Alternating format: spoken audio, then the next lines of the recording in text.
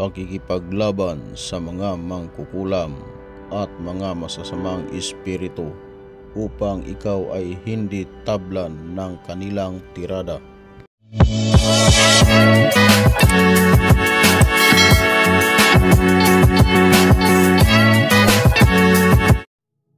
Kung ikaw ay baguhan pa lamang sa larangan ng pag-iespiritual o sa panggagamot, dapat mayroon kang kalasag sa katawan upang hindi ka tatablan kapag ikaw naman ang tinira ng kalaban.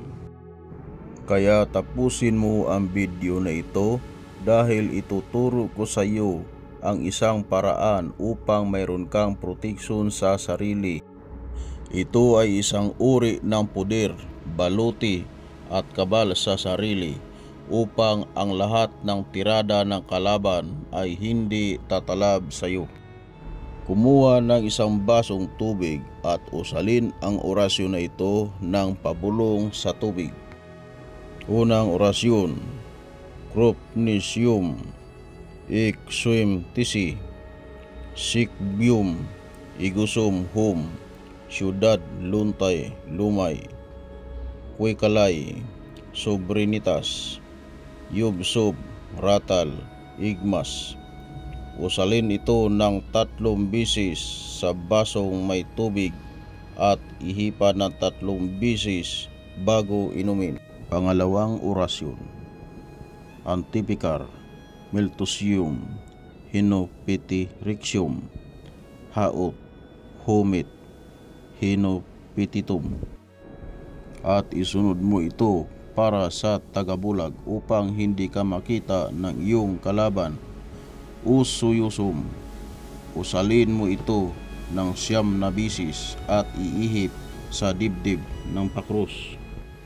At pagkatapos, kumuha ng isang palito ng posporo at ibulong ito sa palito.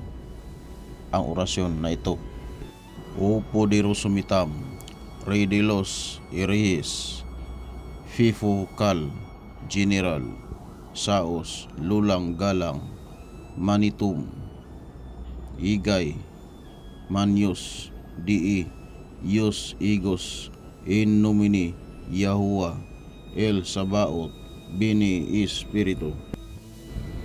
Tinatawagan ko ngayon din ang sinumang espiritu na nagbibigay sakit sa taong ito.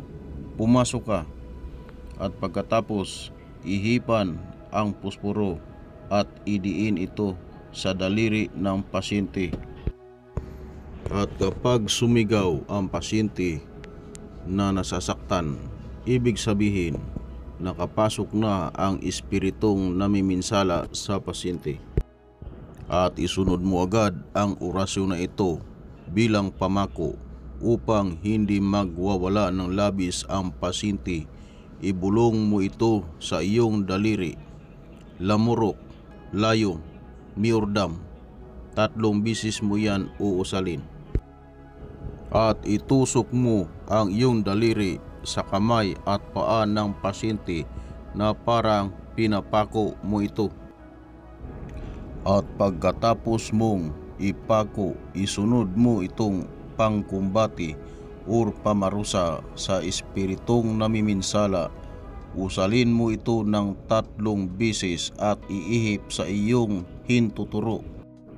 Oblim, Oblis, Igusum. Ito naman ang kidlat ni Metatron. Iihip sa hintuturo at ituro sa pasyente o isaksak sa tagiliran. Uha, Ha, Halbad, Maria Hago, Salbum, Tuom, Kristi. At isunod ang susi. Iti, Mili, Miktim, Misim. Ito naman ang pangkalas ng pako. Usalin ng 3 bisis at iihip sa hintuturo at itapik sa kamay at paa upang matanggal ang pako. Madam, Malak, Matak.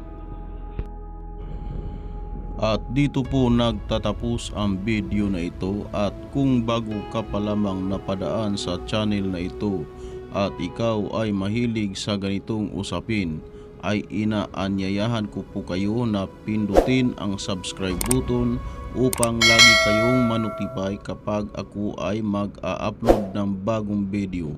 Maraming salamat po sa inyong lahat at sa inyong panunood.